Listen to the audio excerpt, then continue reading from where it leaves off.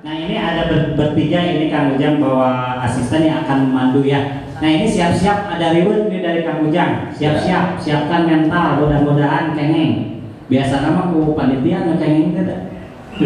Mana Kang Ujang? Oke siap, terima kasih Kiai. Biar semangat dan saya menguji ketangkasan dan keagresifan bapak-bapak ibu semuanya. Akan kita cek apakah konsentrasi enggak tadi waktu mendengarkan saya. Jadi saya bilang Rasul itu tunggangannya unta apa? Cuk. Apa? Bukan. Bukan. Apa? Iya betul. Dikasih hadiahnya nih. Mau dompet, mau belangkon kulit. Ya, belangkon kulit Pak Agung. Dikasih sama Bapak siapa? Ya, Bapak Usman. Oke, siap. Makanya harus didengarkan dan diingat. Belum ke materi, ya. Apa? Oh, siap. Ini harus percepatan karena materinya banyak. Ini membuat penyemangat aja. Nanti secara berkala kita langsung ini ya.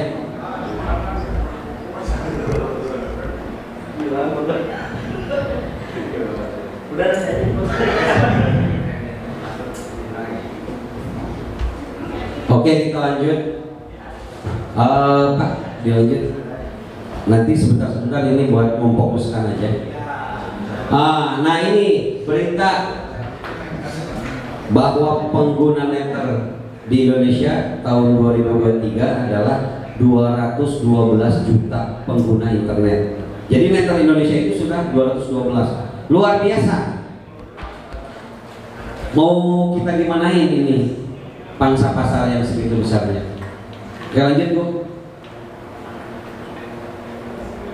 Apa bedanya bisnis offline dengan bisnis online? Nah ini perlu dipahami dulu sebagai penyemangat, karena bisnis offline adalah bisnis yang banyak modal. Yang pertama harus membangun tempat usaha atau menyewa ruko dan lain sebagainya. Belum apa-apa udah ngeluarin modal, ya. Yang kedua memiliki produk, harus memiliki produk atau barang yang akan dijual di toko.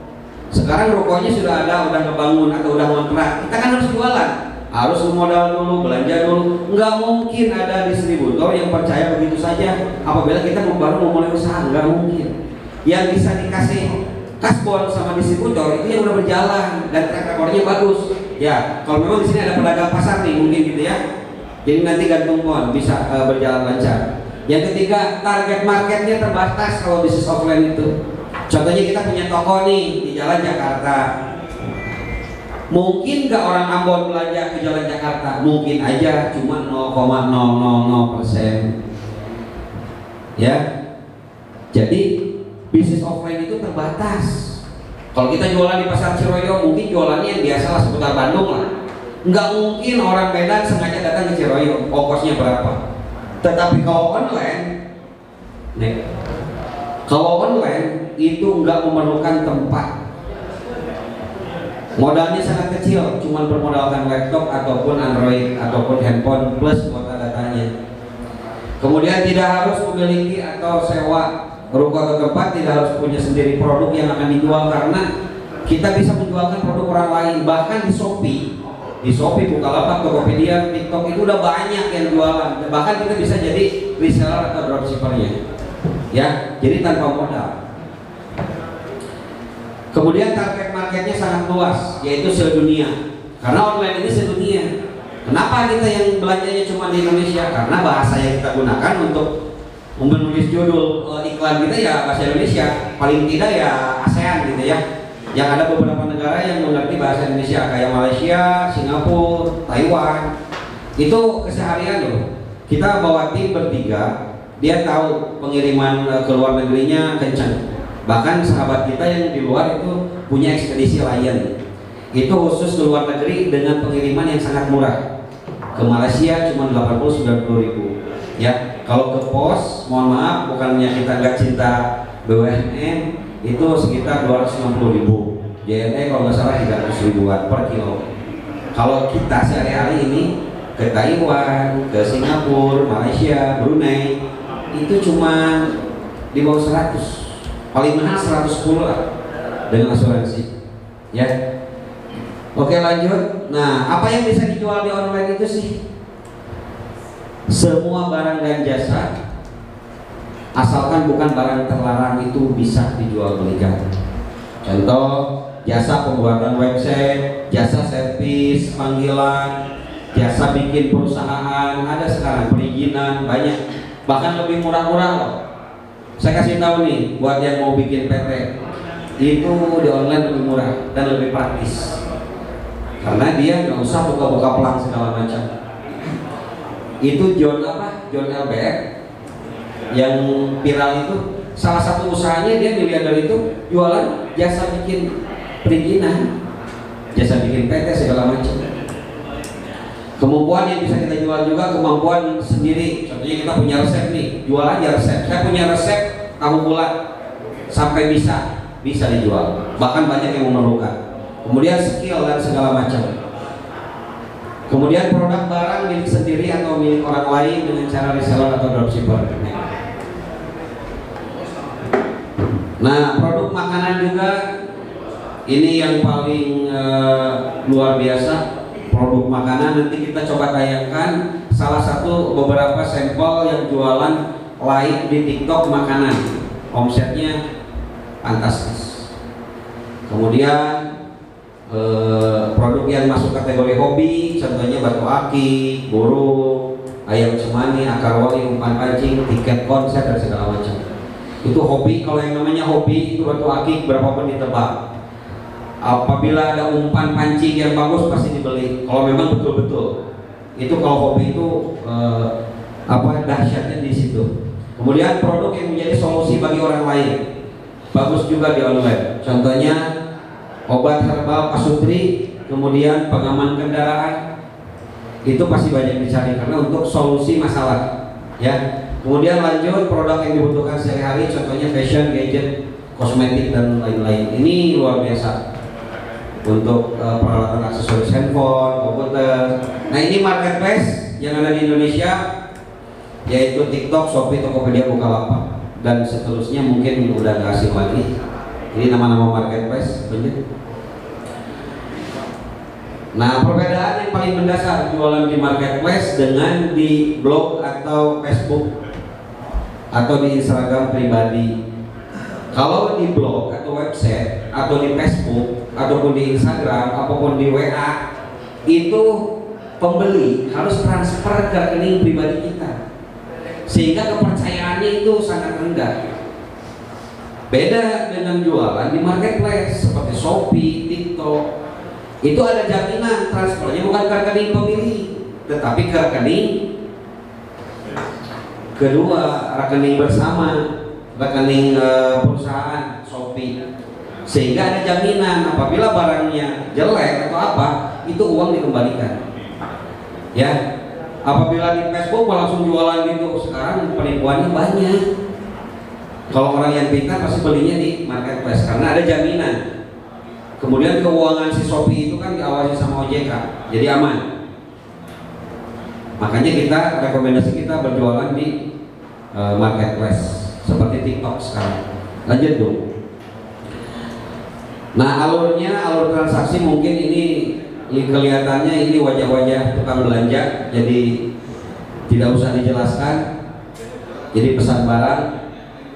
Nah ini salah satu lapak saya di Bukalapak, berdiri tahun 2015 dengan ratingnya ini recommended seller. Kalau di Bukalapak mungkin ranking masuk kelas tinggi, ranking tertinggi udah recommended seller. Jadi kemudian di ini udah di Tokopedia udah diamond, kemudian di Shopee ya udah banyak ulasan, hampir 50.000 penilaian dengan rating cukup bagus 4,7. Kemudian udah 6 tahun tuh di Shopee. Kemudian di TikTok. Nah ini di TikTok ini baru-baru, karena kita juga telat 1 tahun untuk main di TikTok, karena kita lebih sibuk di Shopee waktu itu, sehingga saya telat 1 tahun. Ini di TikTok ada pernah terjadi omset sampai 180 juta lebih untuk 1 bulan di TikTok. Selamat datang Kang Rani, mohon izin. Oke, kita lanjut. Nah, persiapan buka toko online di marketplace. Yang pertama adalah tentukan dulu produk yang akan kita jual. Mau apa dulu? Nah, makanya saya tanya ke Pak Mas Agung yang admin peserta, kalau bisa kalau punya produk bawa aja, kita jajal langsung. Jadi kita harus tentukan dulu nih sebelum melangkah ke depan, kita ini mau jualan apa dulu, gitu. Tentukan. Kemudian langkah berikutnya adalah riset pasar. Tentukan dulu kita mau jualan apa, kemudian kita riset pasar terkait produk yang akan kita jual. Cek kompetitor kita berapa, masang harganya berapa, kualitasnya seperti apa, dilihat dari ulasan-ulasan para pembeli. Ya, ini baru awal nih, awal materi nih. Jadi tentukan dulu kita mau jualan apa, kemudian kita cek pasar langsung di Shopee. Ya, ini rata-rata ini udah punya produk belum? Mohon maaf, udah ada. Oh, alhamdulillah. Berarti tinggal ngegasin. Setelah riset pasar, kita sudah kebayang. Oh, ini udah banyak yang dijual segini nih. Contohnya kita mau ngejual 100.000, modalnya kita 95.000. Itu orang lain ngejual 100.000. Nggak usah khawatir, jangan takut. Ulasannya udah 10.000, jangan takut. Kita punya strategi, punya cara, punya teknik untuk supaya kita juga banyak yang beli. Bagaimana caranya? Ya saya kasih gambaran aja. Kita pasang varian harga. Produk yang kita jual contohnya belangkon. Mohon maaf, belangkon yang barusan. Itu saya jual 129.000 Pak di Shopee. Banyak yang jual 90.000. Kita jual berapa? 129. Tetapi kita punya varian topi lain yang harganya 70.000 Pak. Dipasang di varian iklan itu, sehingga akan tertera gambarnya belangkon, harganya 70.000, padahal 129.000. Nanti kalau udah dibuka variasi belangkon itu ada gambaran. Kalau mungkin kalau udah belanja banyak nih, yang oh ternyata gini ya, nanti bisa di setting.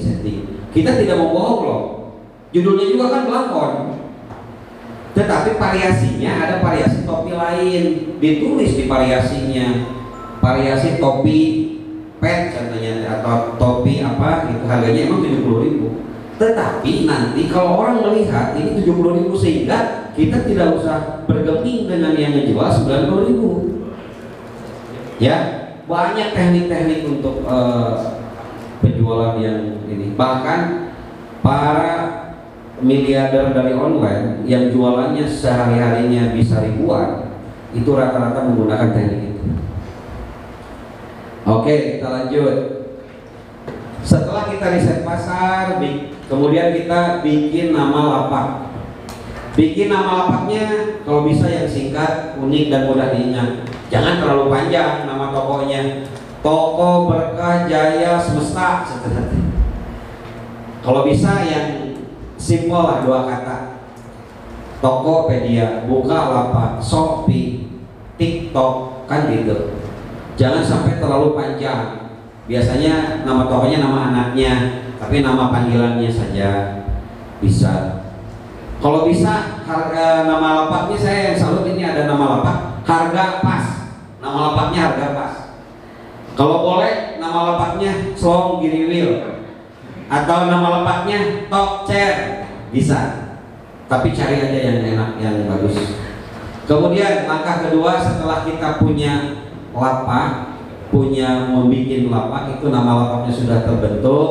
Kemudian siapkan foto produk yang menarik, foto produk yang menarik, jelas, cerah, beresolusi tinggi, lengkap dari berbagai sisi.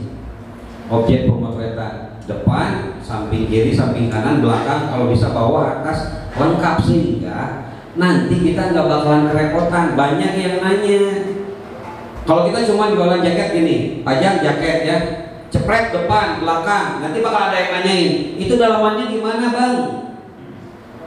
Nah itu teh kalau bapak tokonya masih sepi, ya nggak masalah dijawab. Tapi kalau contohnya model kita, wah ngerepotin pak. Makanya kita sekumplit mungkin, depan, belakang, samping kiri, samping kanan, dalamannya seperti apa, ada sapunya, model kulinya seperti apa, kalau jaket ya. Sehingga itu untuk mengurangi, karena yang nanya itu kalau udah banjir orderan banyak pak, bahkan banyak yang nggak kehandle. Nah itu kelemahannya di kita. Sebelum kita berhasil berjualan banjir orderan, kita ya masih kuat menjawab chattingan 1, 2. Kalau udah membludak, nah itu lemahnya di kita itu harusnya kan nambah karyawan untuk handle chat itu. Biasanya langsung dia agak-agak jutek, agak-agak judes, dan dia slow respon.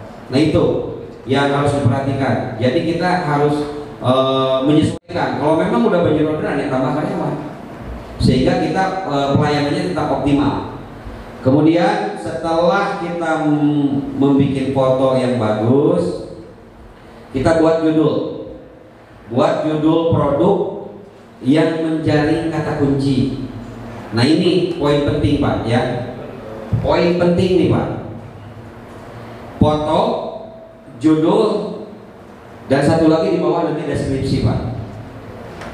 Foto sudah harus jelas, jernih, resolusi tinggi, lengkap dari berbagai ukuran, dari berbagai sisi. Kemudian yang kedua ini nih, judul pak.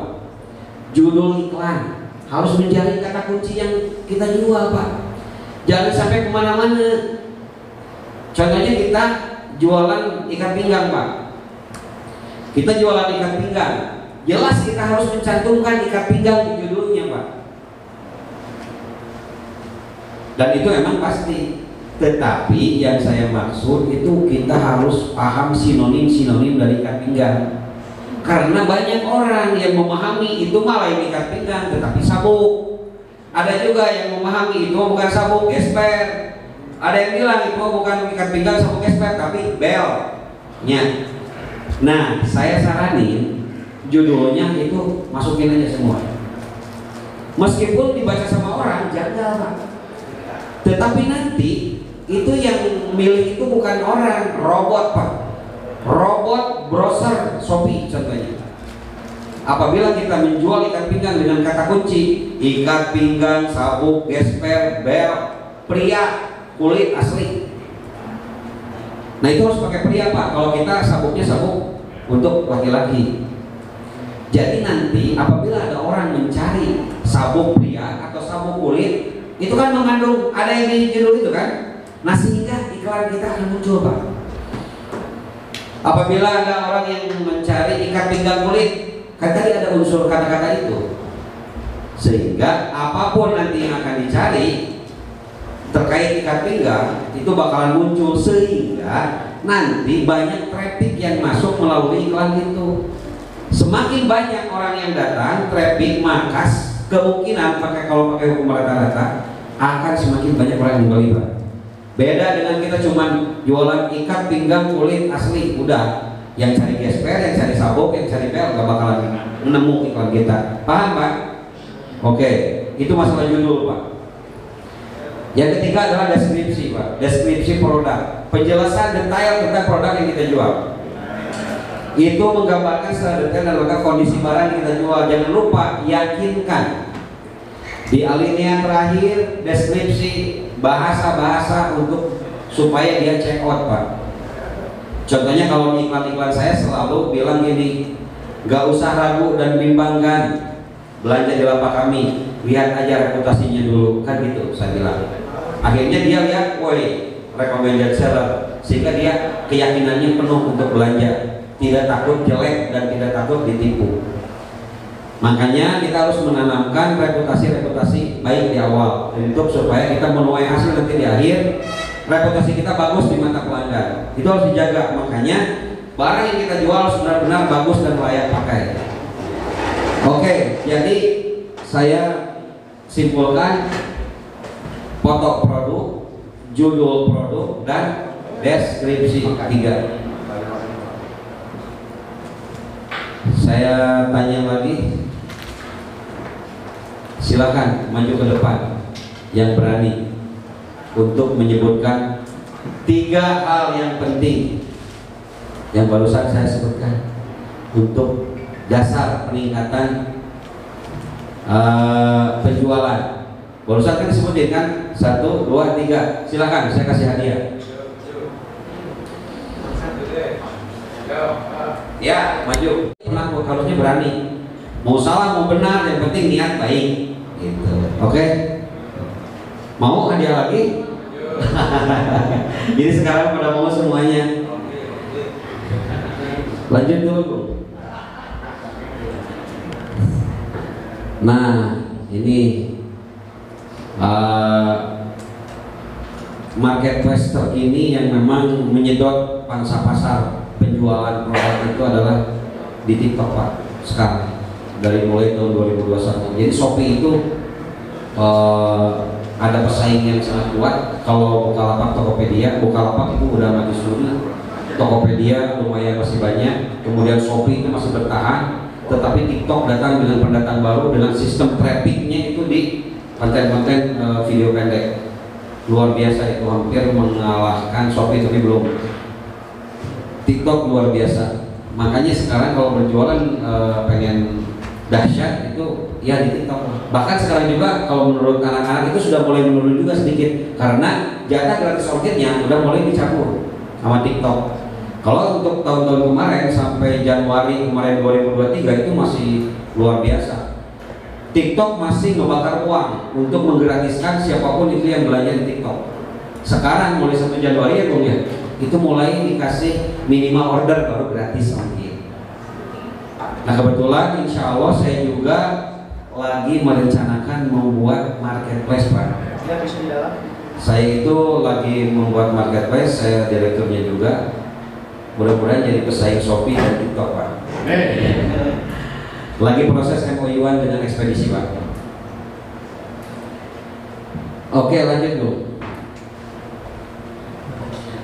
Nah ini, apabila kita berjualan di marketplace atau di online, kita harus memahami dulu hal yang akan diperhatikan oleh calon pembeli sebelum melakukan transaksi order ke sebuah lapak. Nah itu kita harus memposisikan, kita selaku penjual, apa sih keinginan selaku seorang pembeli itu. Nah ini poin-poin yang akan diperhatikan oleh calon pembeli ke lapak kita. 1, foto produknya sangat menarik, bagus dan bikin menggoda.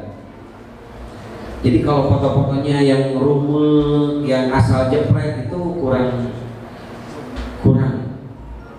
Ya, jadi benar-benar harus bagus fotonya. Ya kalau sama handphone mungkin sama iPhone yang punya resolusi tinggi. Jadi pertama produknya yang sangat menarik, bagus, bikin menggoda. Yang kedua, harganya apakah sudah paling murah di antara para pelapak lain dengan produk yang sejenis? Biasanya gitu. Kita kalau beli-beli kan cek-cek dulu kan. Oh ini barangnya sama, harganya lebih murah, nah, gitu kan. Nah kita harus memposisikan selaku penjual ini keinginan para pembeli ini. Makanya pakai taktik tadi, kalau nggak mau turun harga, ya kita pakai variasi di bawah harga orang lain. Tapi kalau kita emang punya harga yang lebih murah dari orang lain, ya kenapa tidak, gitu ya. Oke lanjut. Yang ketiga, bagaimana kredibilitas dari si pelapaknya, pangkatnya, levelnya, reputasi, feedbacknya, ulasannya masih kita baca. Nanti takutnya ini yang menjual jaket ini ulasannya di bawah 4,0. Wah bahaya itu. Berarti nilainya jelek. Yang bagus itu di atas 4,5, di atas 4 lah. Apalagi 4,5 ke atas, 47, 48, 49. Kalau 5 sempurna itu jarang. Nah sehingga kita pasti selaku calon pembeli kita ngecek-ngecek dulu kan. Makanya kita di awal harus menanamkan benih yang baik, mengirimkan produk yang bagus, yang bermanfaat dianya sehingga dia puas. Jangan sampai wah ini rusak nih, dari agama saja kan tidak baik, kita menjual barang reject, itu nggak boleh. Jadi kita harus di QC dulu, quality control produk yang kita benar dipikskan dulu, benar-benar aman dan memang bagus. Kemudian membaca ulasan penilaian komentar dari para pembeli sebelumnya tentang produk yang telah terjual. Kalau di bawahnya itu banyak ulasan yang jelek, contohnya, wah penipu ini bukan kulit, itu banyak. Tetapi kita sangat memaklumi untuk jualan kulit yang kita pasarkan itu banyak orang-orang yang awam, orang-orang yang awam yang menilai produk kulit yang dijual sama kita, bilangnya wah ini bukan kulit tetapi ini imitasi, dasar penipu. Itu kita udah biasa. Dari 100 atau 200 yang beli ada aja itu yang bilang gitu. Tapi kita tidak bergeming karena kita yakin bahwa yang kita kirimkan itu kulit asli. Kecuali kita salah ngirim, bahkan kita sengaja, oh enggak.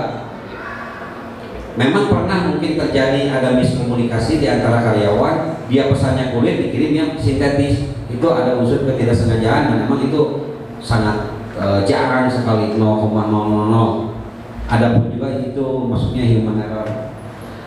Tapi kalau kita yakin bahwa itu yang dijual kulit asli, apapun komentar dia nggak masalah. Yang jelas kitanya aja yang harus benar. Lanjut Bu. Nah ini kalau reputasi di Bukalapak dulu itu kalau pembelian 1 sampai 10 namanya BL user, 11 sampai 100 pembeli yang sudah beli ke lapak kita namanya pedagang. Kemudian udah 101 sampai 500 namanya pedagang besar, 501 sampai 1000 calon juragan, nama pangkat di lapaknya.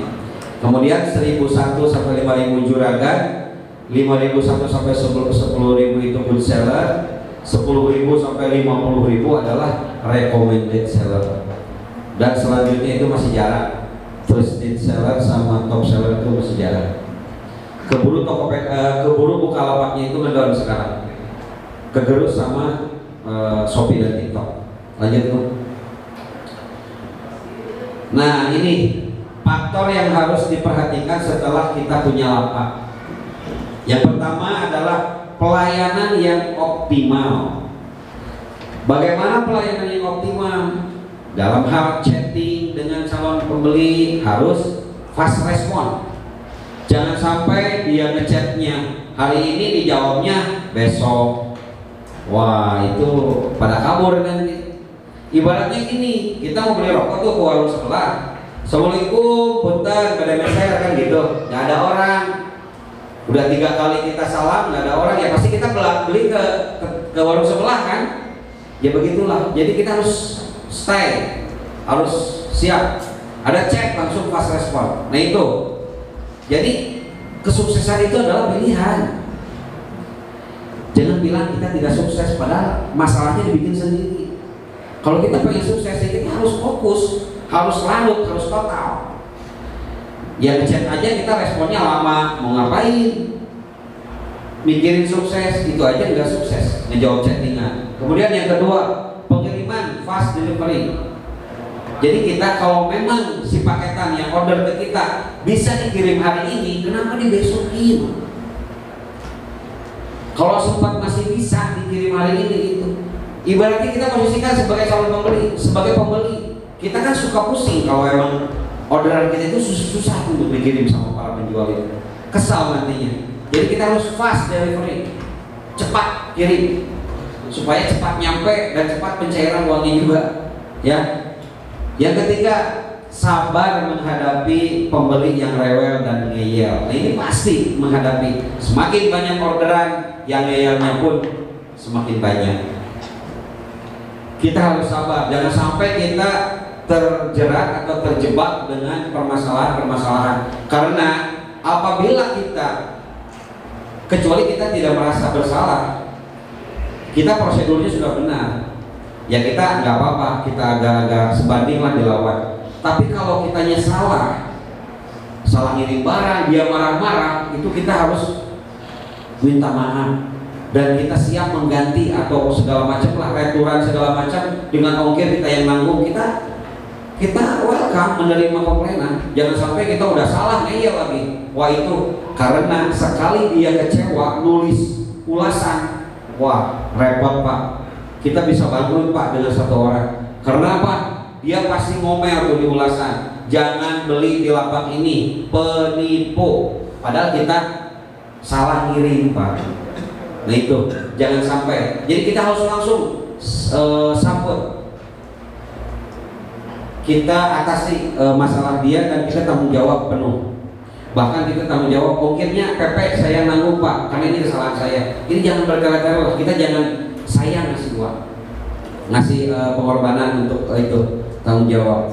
Kemudian diupayakan produk yang dikirim sangat baik, berkualitas, sesuai deskripsi produk. Jadi sesuai deskripsi, jangan pesan yang ini dikirim yang lain karena nggak ada barang, jangan.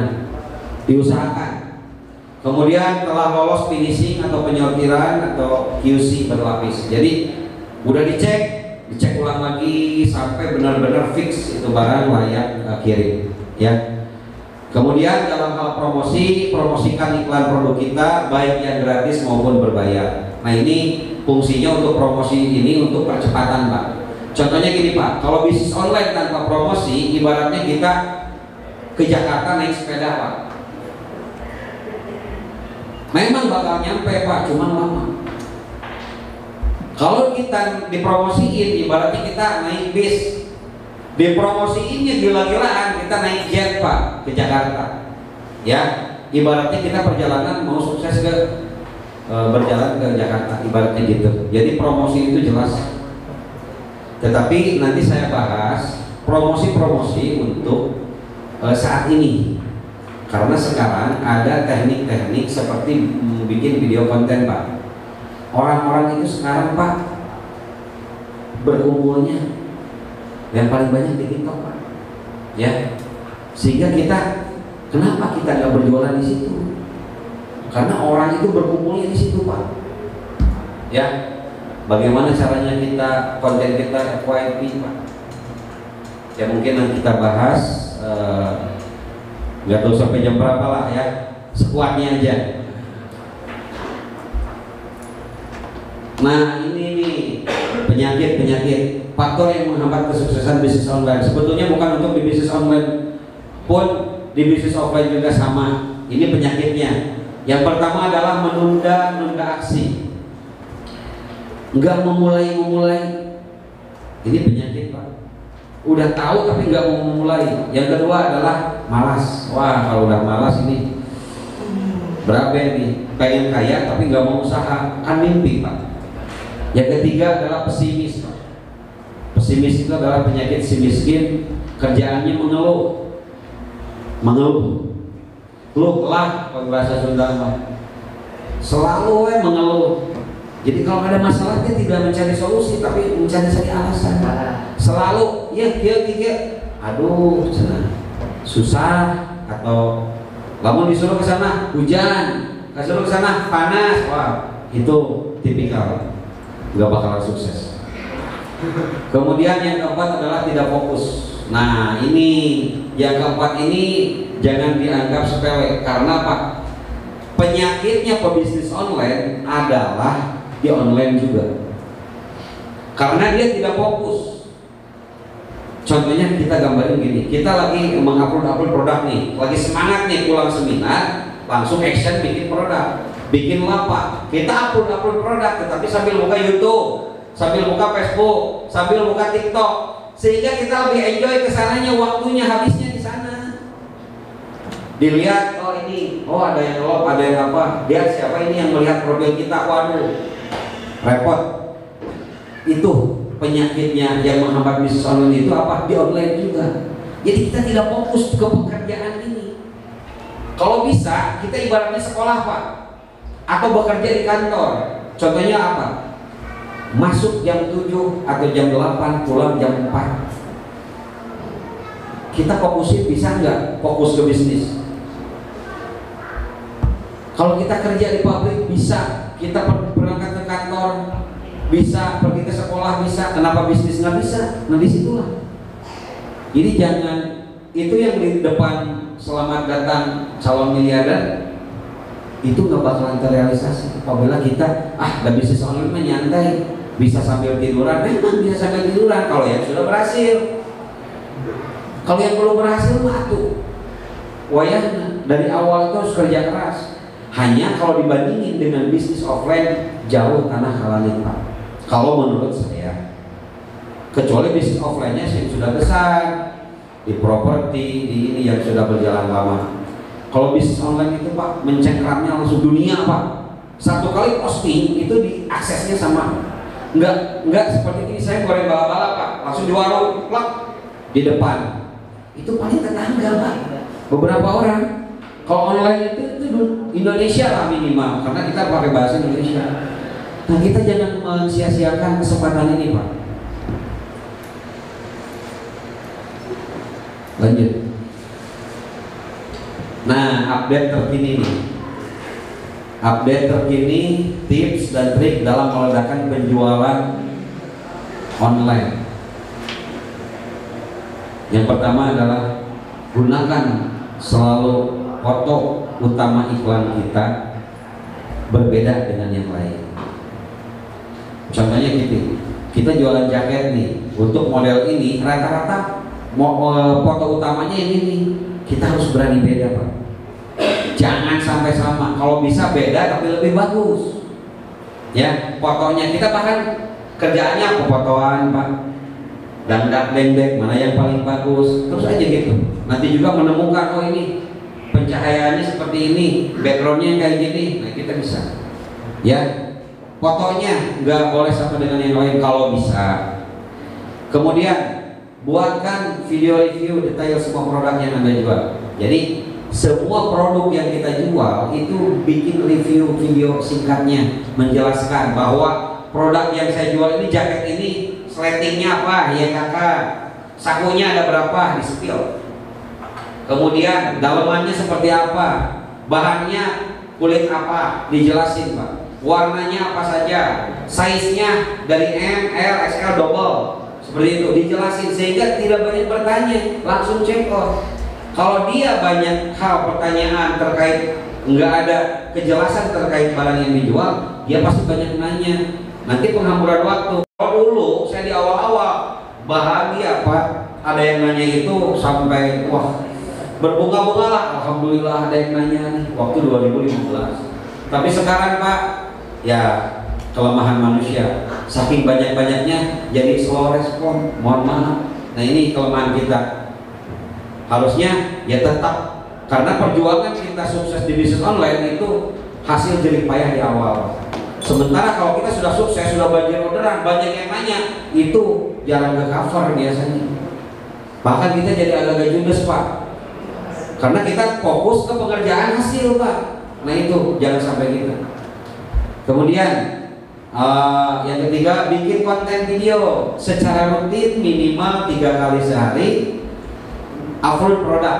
Kalau bisa di jam-jam tertentu ya, jam-jam orang megang HP. Kalau pekerja mungkin sebelum berangkat kerja atau sebelum berangkat sekolah. Nanti di jam istirahat sekitar jam 11 sampai jam 12 atau jam 1. Kemudian pulang kerja sekitar jam 4 lebih, itu momen-momen upload produk. Karena apabila kita upload produk itu di-share loh sama TikTok, langsung brand. Pas orangnya buka HP. Kalau lagi di jam-jam kerja kan nggak begitu. Akhirnya momen-momen di-share sama TikToknya itu udah berlalu.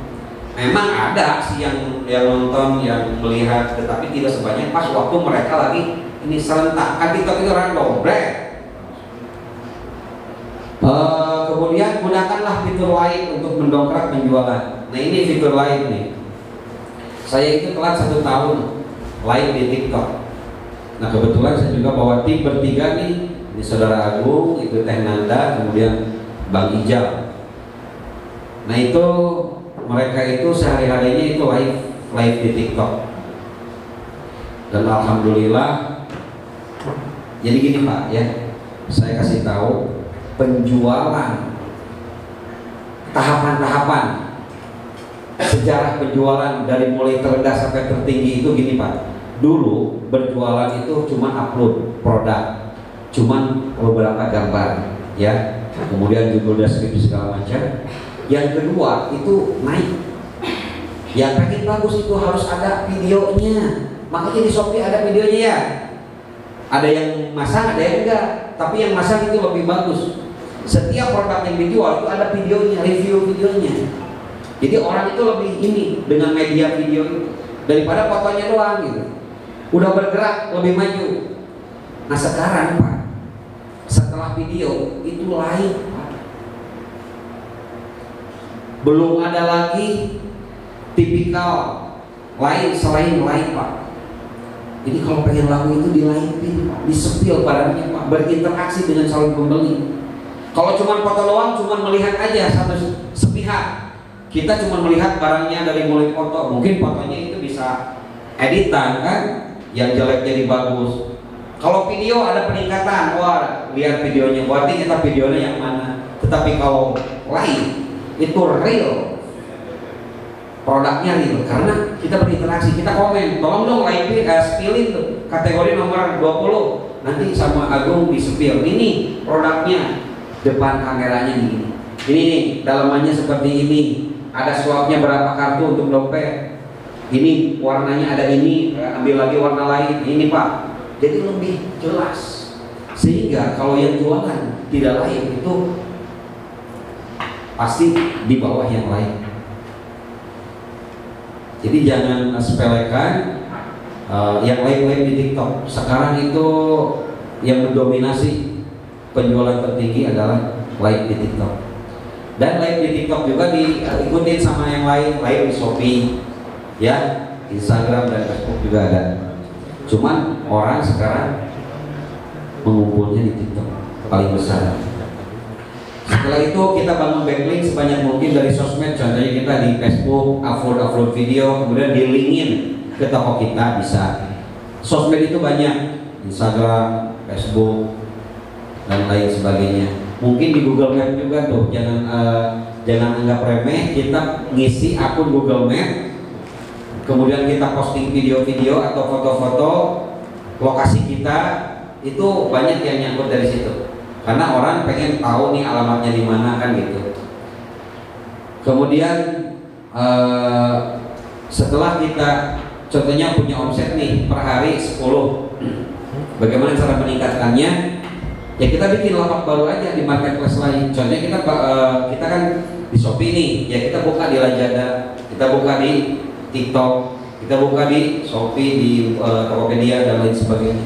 Itu untuk menambah omset kita. Kemudian cara yang lain adalah ajak saudara, teman, tetangga atau orang lain untuk berjualan produk kita sebagai reseller atau dropshipper. Seperti halnya kita dulu itu sampai 400 reseller Pak.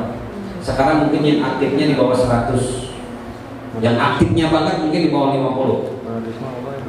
Tetapi itu kita nggak terasa bahwa mereka itu sungguh luar biasa Pak. Kita sebagai penyedia barang, kita juga jualan di berbagai marketplace, tetapi reseller-reseller kita juga ikut berjualan bahkan tanpa modal. Salah satu reseller saya itu punya keuntungan bersih per bulan sekitar 25-30 juta per bulan Pak. Bukan omset ya, bukan. Itu laba bersih dari penjualan produk-produk yang kita miliki. Contohnya jaket kulit, dompet kulit, tas kulit, sandal, sepatu, ya pokoknya dari ujung rambut sampai ujung kaki. Dia tanpa modal loh. Tapi kemarin-kemarin beli iPhone berapa? Ya, pokoknya harganya 19 juta.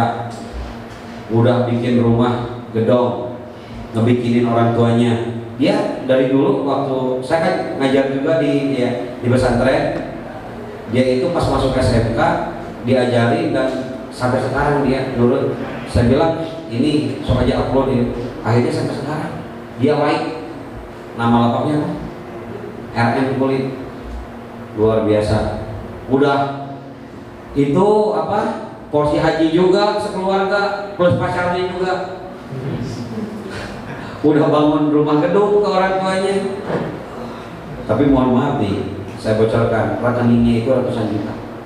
Anak itu, nah sebayanya satu angkatan Bu, satu angkatan. Itu reseller, dia tidak punya toko, dia tidak punya barang, punya handphone doang. Cuman kemarin katanya kan terjun ke lain, perlu jelas kan, Dia beli iPhone 13 ya waktu itu, pas 13 baru keluar 19 juta. Saya bilang ya emang kalau udah butuh itu bukan buat gaya-gaya, tapi buat modal usaha. Alhamdulillah. Dan kita juga mendidik para santri di pondok pesantren Terpadu Mawana, di pesantren kita, untuk supaya mereka memiliki ilmu bisnis di selain ilmu agama. Karena apa? Moto pesantren kita adalah menjaga keseimbangan antara kitab kuning dan nasi kuning. Kitab kuning simbol keilmuan, nasi kuning simbol pangan, sehingga alumni pesantren kita itu tidak melehoi di bidang ekonomi, tidak tahu manfaat, tidak pengen dibeli sama jamaah. Itu sangat mengkhawatirkan. Tetapi kalau bisa memberi kepada jamaah. Jadi insya Allah yang pesantren di pesantren kami adalah dibekali dengan ilmu bisnis online. Dan kemarin dibuktikan dengan Popok 2022 kita juara 1 di Kabupaten Garut sebagai perwakilan untuk ke tingkat provinsi. Cuman kalau ke provinsi ya nggak tahu keberapa lah, kalah. Tapi alhamdulillah kita udah 2 dapat untuk tingkat kecamatan, kemudian perwakilan se-Kabupaten Garut. Alhamdulillah. Lanjut ya. Nah ini setelah lapaknya maju, bagaimana cara mengkali lipatkan penghasilan? Bikin lapak sejenis di lapak lain atau di lapak sendiri dengan nama lapak berbeda, dan buka toko cabang sebanyak-banyaknya untuk beli cabang atau dropshipper. Karena ratusan juta calon pembeli menunggu Anda. Tunggu apa lagi? Tinggal action dan fokus. Oke, mungkin ada jeda sebentar dulu, mau minum dulu. Ini ngomong-ngomong sudah disiapin nggak akun TikToknya atau akun Shopee-nya? Kalau yang belum mungkin kita pandu dari mulai pendaftaran dan lain sebagainya. Kita menyediakan 3 tim untuk membantu Bapak Ibu sekalian. Kecuali yang sudah lari, yang sudah bahkan sudah berjualan, it's okay. Kita mudah untuk membantu membumikannya. Dan kita juga mungkin nanti ngecek barang apa saja yang menjadi rencana dijual di online. Ya. Sekian dulu Ki, mau dulu Ki, silakan Ki. Aduh, hatur nuhun Kang Ujangnya luar biasa. Luar biasa mah kudu aya tepuk tangan.